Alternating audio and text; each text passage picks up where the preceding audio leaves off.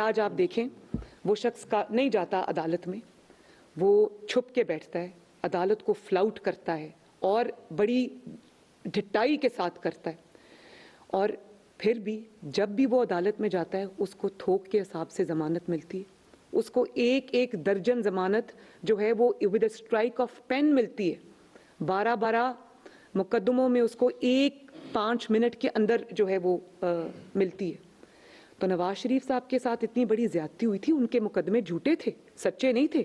यहाँ पर टिरियन खान का मुकदमा है, सच्चा है, ना उगल सकता है ना निगल सकता है, कोर्ट में पेश नहीं होता क्योंकि जानता है कि मुकदमा सच्चा है। यहाँ पे तोशा खाना के बारे में बड़ी बात होती है कि सब ने तोशा खाना के तोहफे लिए, ज़रूर लिए होंगे, मैं ये नहीं कहती कि बाकी लोगों ने नहीं लिए, लेकिन ये पहला शख्स है जिसने तोहफे चोरी किए। पाकिस्तान की 76 ईयर्स की हिस्ट्री में किसी भी सरबराह ने या किसी भी पॉलिटिशियन ने या किसी भी हुकूमती ओहदेदार ने कभी वो तोहफा चोरी नहीं किया। उसका एक तरीक़ाकार है, उसका तरीक़ाकार ये है कि जो आपको तोहफा मिलता है आप उसको जमा कराएं और वो एक उसका सेट होता है परसेंटेज, उस परसेंटेज के ऊपर जो है वो पे करते हैं और उसके बाद वो तोहफा आप लेते हैं। ये पहली बार हमने सुना कि एक रियासत के सरबराह ने प्राइम मिनिस्टर ऑफिस को इस्तेमाल करते हुए उसने वो तोहफे तोशा खाना में जमा नहीं कराए, अपने घर में जमा कराए। उसकी जो वाइफ है, खातून अव्वल है, वो उसकी ये ऑडियो, एक सेकंड जी प्लीज़ ज़रा खामोशी इख्तियार करें काइंडली। उसकी ऑडियो जो है वो आती है और वो कहती है कि वो जो तोशा खाना के तहाइफ हैं वो आपने गेट पे क्यों रखे, उनकी तस्वीर क्यों ली, वो आपने घर के अंदर क्यों नहीं भेजे और आपने रिकॉर्ड क्यों रखा, देयर बाय मीनिंग कि मैं चोरी करने जा रही थी, आपने उसकी तस्वीर क्यों खींची। और वो उन्होंने बगैर तोशा खाना में जमा कराए हुए उनको पहले दुबई में बेचा, करोड़ों में बेचा। अगर 1 करोड़ का तोहफा था उसको 20-20 करोड़ में बेचा। उसके बाद उस को मनी लॉन्ड्रिंग के थ्रू वो पैसा जो है वो किसी प्रॉपर्टी टाइकून के जहाज में रख के फराग गोगी उसको लेकर आई। वो पैसा किधर गया, किस अकाउंट में गया, कोई नहीं जानता, किसी को नहीं पता। अगर इसको मनी लॉन्ड्रिंग नहीं कहते तो किसको कहते हैं।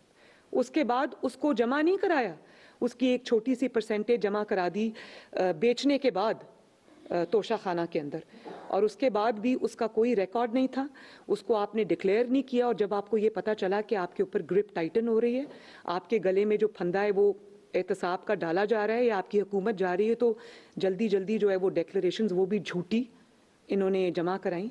तो पाकिस्तान का कानून किधर सो रहा है।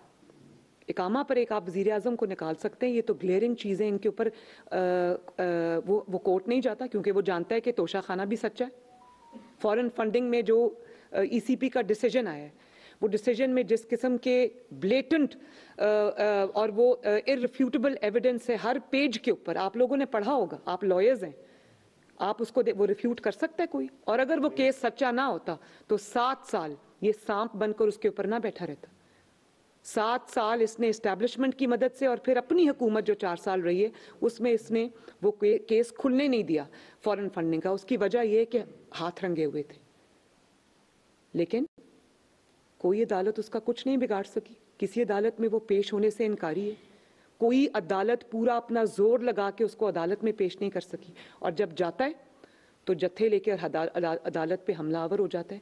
मैं गुजरी हूँ उस प्रोसेस से, 100 से ज़ायद पेशियाँ मेरी हैं झूठे मुकदमात पे। नवाज शरीफ साहब की 200 से ज़ायद पेशियाँ झूठे मुकदमात में। ये आपके पास सामने राना सनाउल्लाह बैठे हैं, झूठा मुकदमा इन पे बना। हमें एक दिन बताएं कि हम कभी जत्था लेकर गए हों कोर्ट के अंदर। हमारे तो दिमागों में भी ये बात नहीं आती थी, जानते हुए कि ये इंतकाम है, जानते हुए कि ये झूठे मुकदमात हैं, हम लोग एक शरीफ शहरी की तरह कोर्ट के सामने पेश होते रहे। फैसला सही था गलत था, उस बहस से कतई नज़र उस फैसले को तस्लीम किया, कोर्ट के आगे सरेंडर किया, झूठी सजाएं भुगती, और ये देखें वो कोर्ट में पेश ही नहीं हो रहा। और उसके बाद जब पुलिस जाती है ज़मान पाक में, कोर्ट के ऑर्डर्स इंप्लीमेंट करा, पुलिस कोई किसी जाती अनाद में हमारी तरह जब हमारे घरों पे अटैक्स होते थे विक्टिमाइजेशन करने के लिए पुलिस नहीं जाती। पुलिस जाती है इसको वहां पर कोर्ट के ऑर्डर्स इंप्लीमेंट करने के लिए। तो वहां पर ज़मान पाक से पुलिस के ऊपर हमला होता है, वहाँ से पेट्रोल बॉम्ब्स फेंके जाते हैं, वहाँ से गुलेलें चलाई जाती हैं, वहाँ से पुलिस वालों के सर फाड़े जाते हैं, सर तोड़े जाते हैं।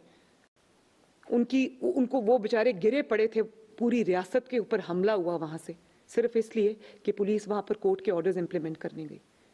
पाकिस्तान का आइन और कानून कहाँ सो रहा है? क्यों उस पर कोई एक्शन नहीं होता? क्यों ये बाकियों से सुतेलों वाला सलूक होता है, यहाँ से लाडले वाला सलूक होता है? कौन है इसको जो अभी आज भी प्रोटेक्ट कर रहा है? मैं ये पूछती हूँ, कौम को ये सवाल पूछना चाहिए। भाई आप हमेशा से ये भाषण देते आए कि अगर आपने कोई चोरी नहीं की, अगर आपका दामन दागदार नहीं तो जाएं जाके जवाब दे दें। भाई आपका दामन दागदार नहीं है तो जाएं जाके जवाब दें। आप क्यों छुपे हुए? क्यों आप पूरी कानून को आपने जो है वो उसके अपने मुकाबले पे रखा हुआ है?